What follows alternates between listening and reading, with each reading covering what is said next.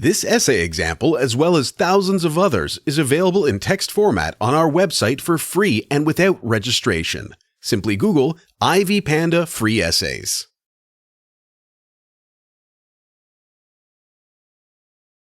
Introduction.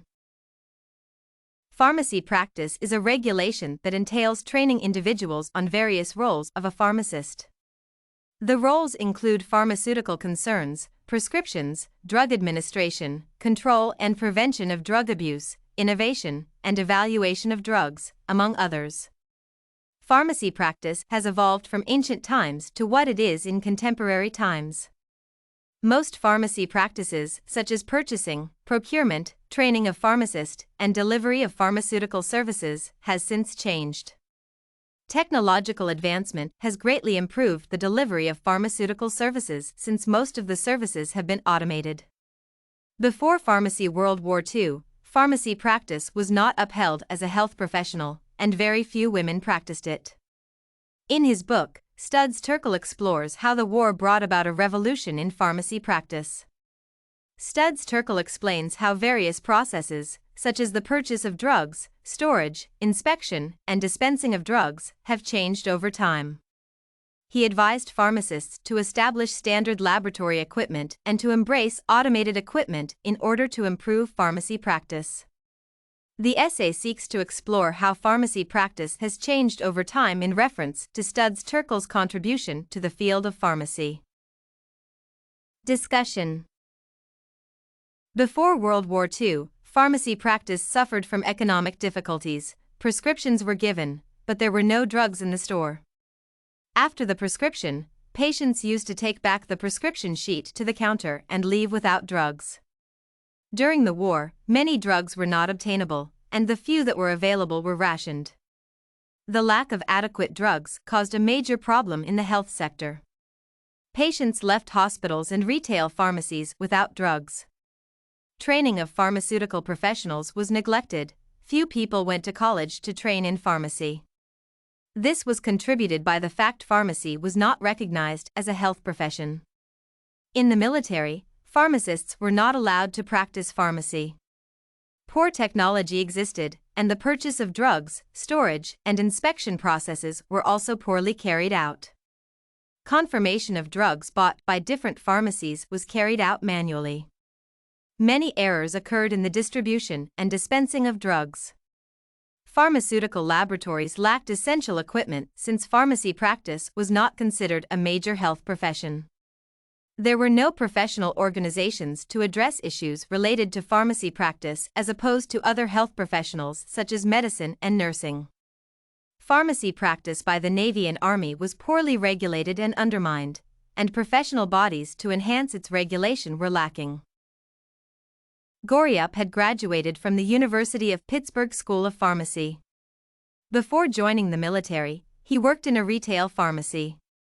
Since pharmacy practice was not commissioned in the Navy and military, Goryup stopped practicing and started working in the Supply and Operation Department of Air Transport. Efforts to establish the Pharmacy Corps legislation in the Navy were not successful as it was strongly opposed by those in power.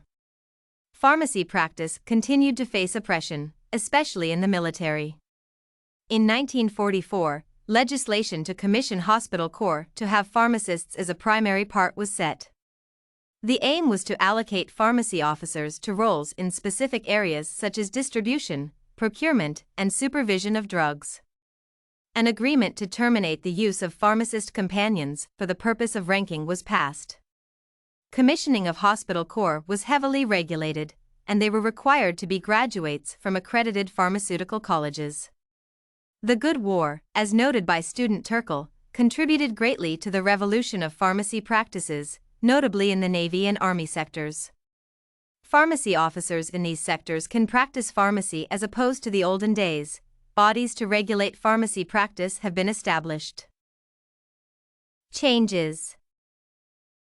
World War II brought about positive changes in the pharmacy practice, and positive growth in the practice was realized during the war. Retail pharmacies realized economic success during the war from huge sales of drugs.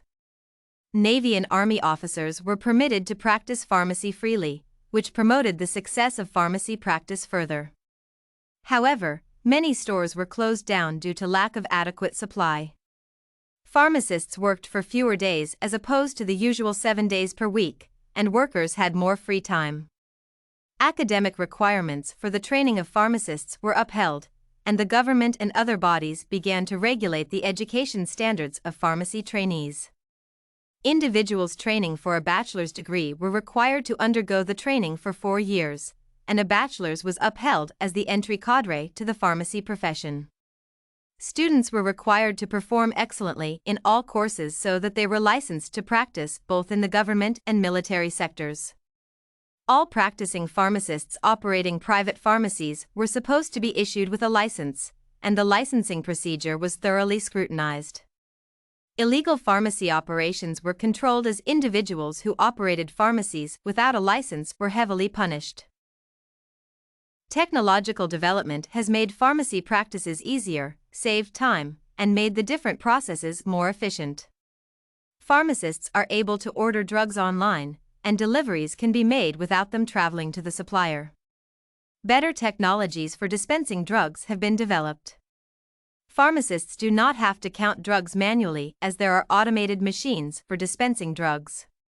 Pharmaceutical laboratories are well equipped with essential equipment that enables pharmacists to carry out vital tests and procedures. This has enhanced the delivery of quality pharmaceutical services in the contemporary world as opposed to the old days. Patients are served at a faster rate in the pharmacies, and pharmacy graduates in the Army and Navy can comfortably practice their careers. Prescriptions are better handled and late filed for accountability of drugs dispensed to the patients. Many women can now train and practice pharmacy as a profession, even in the Navy and Army sectors. Conclusion. In the old days, military officers were not commissioned to practice pharmacy. World War II, which was termed a good war by Stud Terkel, brought a revolution to pharmacy practice. Navy and Army officers' pharmacists were commissioned, the pharmacy was permitted in the military, and it is still practiced to date. More women went for training. Currently, there are many women in the profession, which was the case in the olden days, notably in the Navy and Army sector. Regulation of pharmacy practice improved, and licensure of privately operated pharmacies is a must. The process is thoroughly done before the license is issued, which was not the case in the old days. Boards that regulate pharmacy practice have been formed, for instance, the formation of a permanent medical service corps to oversee the pharmacy practice of Navy and Army officers. Pharmacy practice is now upheld as a health just like other professions such as medicine and nursing. An increased number of people, military and civilians, are now training and practicing pharmacy as a career. If you want to find more works like this essay on how pharmacy practice has changed, head over to ivypanda.com. It has a collection of free samples with thousands of submissions covering virtually all academic subjects. No registration required to access it.